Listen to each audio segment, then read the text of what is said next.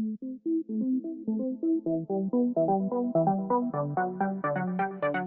and gentlemen, Intel. Hello? There we go. Well, thanks for the introduction. I know what you're thinking. AMD, Intel, presidential debate? Yeah. Maybe not today. So my name's Frank Soki. I'm the general manager for virtual reality gaming. I've been at Intel 35 years. I got this crazy, amazing sort of career. I've gone from telecom to motherboards, to embedded, to workstations, to business clients, and now virtual reality and gaming. I consider it an amazing career. And I could start today's conversation by, after 35 years, clearly I'm a technologist. I start with all the bits and bytes and things that are exciting to talk about from an Intel perspective. CPU cores, performance, WiGig, RealSense, Thunderbolt, Optane. I mean, the list is endless for how it's going to improve VR. But I guess I just kind of went through it quickly for you. I think more important than the technology pieces is getting the context around what's important about the experience. And what I mean by that, experience is not working.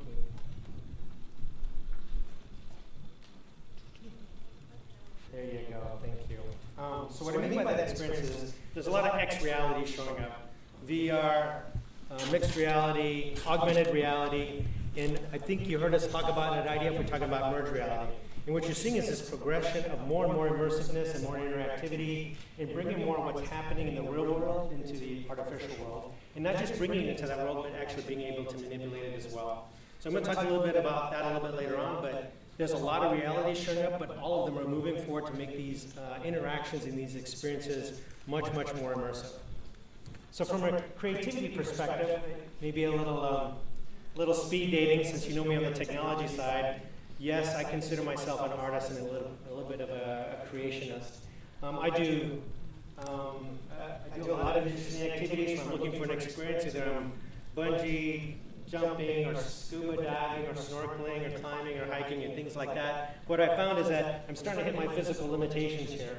And so I turned to more and more the artistic side of what I'm doing because I feel like I'm not as physically bound when I'm more artistic. And so I started more of the painting and drawing. I do things like glass fusing and lamp work and glass blowing. The thing I like about that is because you start with an idea and very frequently ends up something else that's actually very amazing. And that's what I mean when we talk about the creativity aspects of the things that Intel's really proud to be focusing on, our history of focusing on creative partnerships.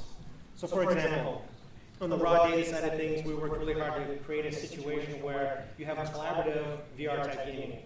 VR is not an isolating type event. If anything else, I think VR brings a lot more amazing capabilities for us to be more social, more collaborative than we've done before. Just more in amazing ways. I remember sitting next to my daughter, she's on her phone, and my wife's like, she's not very social. I'm thinking, she's social with literally nearly everyone on the planet right now. I think you felt left out because you were just sitting next to her and you weren't texting her. And I think the same thing can happen with VR, a lot more collaborative, a lot more social type environments. We spent time with Leviathan, bringing real objects into virtual reality objects, bringing virtual reality actually to an audience perspective, and we're one of the founding members of the Creator Project. In addition, we've done a lot of work with creative artists like Lady Gaga, where we talked about sensification and some image overlays on her face. We've done things with the Star Trek application, sort of emerging the idea of cinema and sort of gameplay and collaborative play. Very proud to have done all that work. But more importantly to that work is what kind of tools, what kind of capabilities are available for artists and people who are doing digital content creation to use. We announced a 10-core processor. Our highest end Extreme Edition processor for the first time ever. It's really good for things like extreme performance type applications like gaming, VR, content creation, actually for overclockers as well, because I don't know if you knew about this, but it's a class of processor where you unlock the frequency and you can unlock a ton more performance. There's another thing we're very focused on is the workloads. It's not just the raw performance of the CPU, but the things people are doing now are different than what we used to do in the past. You could call it multitasking, switch between PowerPoint or MediaStream or something like that. Those are very unrelated type activities. If you think about gaming or content creation, what you're doing is you're either playing the game and streaming it and storing it locally, and shipping that online and shooting a lot of performance, or you're doing the same thing when you're doing content creation. I'm an artist, I'm trying to collaborate, I'm trying to stream what I'm working on locally, as well as saving local versions of that content creation to my desk. All that requires a ton of performance. And then on top of all of that, we finally got a human-machine interface, that the things that Oculus and HTC are bringing that are even going to drive higher workloads onto this platform. So it's not just about the CPU. I wish it was, because we make pretty amazing CPUs. The CPU has an excellent and a big and giant job of what's going on in VR today. The things around dynamic environmental kind of effects, or particle physics, or things where explosions are happening, or a lot of smoke, a lot of fire, a lot of interactions. We're trying to create a more real environment, and that really relates to a lot of the physics getting around on the CPU.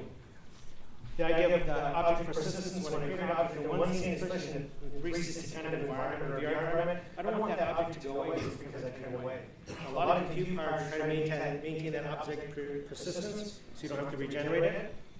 And then this idea of increased non-player characters, you think, well, there's a ton of characters. I mean, what's so important about this? Well, because your expectations are high on VR for interactivity, we want to make sure we increase the interaction of those fake characters. So you have a lot of non-player characters, but you want them to interact with you as if they were player characters. And so they react to your gameplay or your expressions, or how you're interacting with the game or the content. And on top of that, ragdoll physics, and the way I can simplify that, you throw a body, a zombie body down the stairs, and does it flop around in a realistic way? Because VR, if nothing else, is trying to suspend disbelief. It's trying to create that amazing real environment that you can interact in. Now that's what we're doing in the CPU side of things. On the platform side of things, we have RealSense technologies for sensification. I'll talk about that a little bit later, but bringing objects into your environment. We have Thunderbolt technologies where, if you think some of the backpack designs and the vest type designs where I have a portable kind of vest, I want a single wire, I don't want multiple wires. Or if you want no wires at all, we did a demonstration of WiGig VR connected to a headset at this last IDF. And on top of all of that, we have Optane technology, which is a storage technology. If you think about that really immersive kind of capability, detailed scenes, you want rendered in a storage and a memory capability that can actually feed the CPU and render it out to the graphics. On top of that, they're designing these types of VR capabilities so that you can eject that module, that compute module, which is basically your PC, put it on a desk, and you connect your monitor, becomes your PC again. Designing in high extreme utility, so it's not just a VR capability. And on top of that, the other innovative form factor we talked about at IDF was Project Alloy. And this is where we're talking about creating an all-in-one or standalone VR capability where the compute capability is actually in the headset. And that gives you true untethered kind of capabilities. And on top of that, we added RealSense technology. And I use words like integrated 6 degrees of freedom means I can look up, down, left, right, move forward, backwards in space. I can do hand tracking interaction because of what's happening with our RealSense camera, which means I don't need controllers anymore. Or I can pick up an object like this, for example, and make it part of my interaction in VR space. One of the demos we had was a lathe, and I just used my fingers to, shape and modify a ball in space. The other thing is I can pick up my real tennis racket and play virtual tennis with a virtual ball in space. I'm going to talk about a few more on those types of interactions that you get with RealSense and integrated tracking. And on top of all of that, you have a PC class performance CPU as well as graphics integrated. Now this is what the design looked like. We showcase this at IDF. We have a sensor co-processor inside this, as well as, it's called an application processor. It's a PC class processor. We have RealSense cameras, fisheye lenses, because what you want is good field of view. And of course, this thing, since it's not connected to the PC, needs to have a battery connected to it. It's a pretty amazing experience. Those experiences we see translating across all types of VR form factors. So even though we demonstrated Project Alloy and a lot of these usages on an all-in-one, we're heading towards a mode where this works on PC VR, it works on all-in-one VR, it works on backpack and vest-type VR designs. And some of these examples would be multi-room scaling. So I can walk into a room because of the camera sensing and the depth perception, I can get a sense for what's happening in the room, and that can be part of my experience.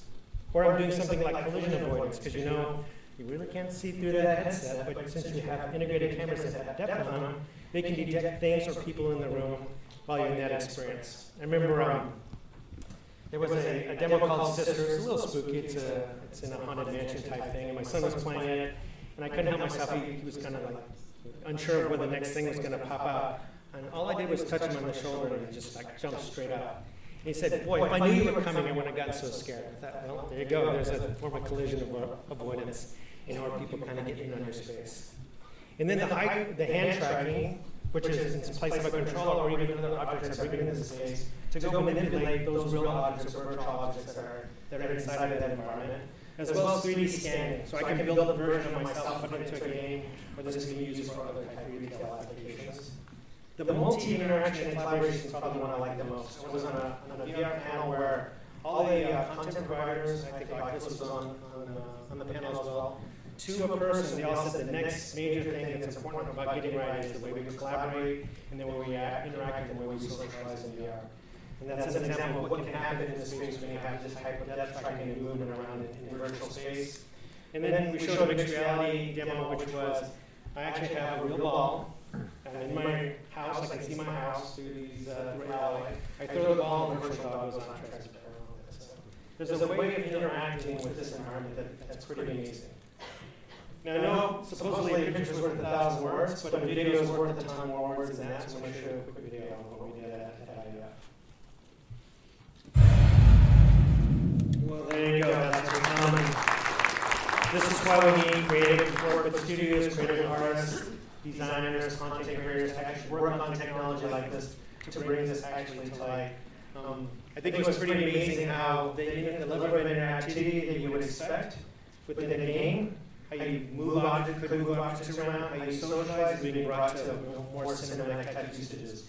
I know that gaming and entertainment are the same thing, but there's a ton of key learnings that you get from what's been happening in gaming and how it can translate to audience. One of the more important things is my ability to interact and my ability to go share that experience. And I think those are going to be the biggest challenges, because technology is here and can deliver on it. Those are the biggest challenges of how that can be integrated in a cinematic experience. Now, the other thing Intel has been working on is we recently acquired Replay 360-degree technology. It provides the ability to capture stunning kind of 360-degree images and then be able to have the audience pick any view they want. How many people have seen a sports game and they take an angle? Maybe they feed you 2 or 3 angles about some foul or some touchdown, but they're serving it up the way they want to serve it to you. What Replay allows to happen is that you can serve that up the way you want to see it. You can see it from any angle you want. And replay as many times as you can, up, down, left, sideways, zoom in, zoom out. It's an amazing technology, and I think we're at the very front of what can you do with capturing that kind of real environment and bringing it into virtual reality and interacting with it. I'm going to talk a little bit about performance. So I don't know how many of you are actually content creators, content developers, spend time creating videos, images. Anybody? All right. So I've talked to a ton of artists. One of the things that kind of bugs them the most is when anything slows down. They're in the middle of a creative process. They're with the director, or they're with some of the artists, and they're in this kind of moment, this flow of the moment. They can't afford to have anything slow down. So 20% performance improvement increase means a lot to them. So we're talking about the best platforms to use, 10-core processors, Extreme Edition for content creators and developers. This is what becomes very important. Absolute responsiveness to not interrupt their creative flow.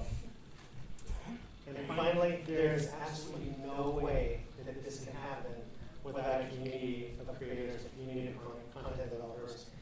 There's many more than this. These are the ones we could actually get on the slide with enough approval and time. But there's many more than this. I'm really proud of the work that we've done. We've been committed to the content creation and entertainment industry since its very beginning. We've been in gaming for 10 years at Intel Extreme Masters and esports. We think there's an intersection of these two worlds that we get a lot of key learnings from, and I'm really excited about what's going on. Not just as a technologist, but I'm also personally excited because I'm also an artist, and yeah, I happen to work for Intel. But thanks a lot for your time. I really appreciate it.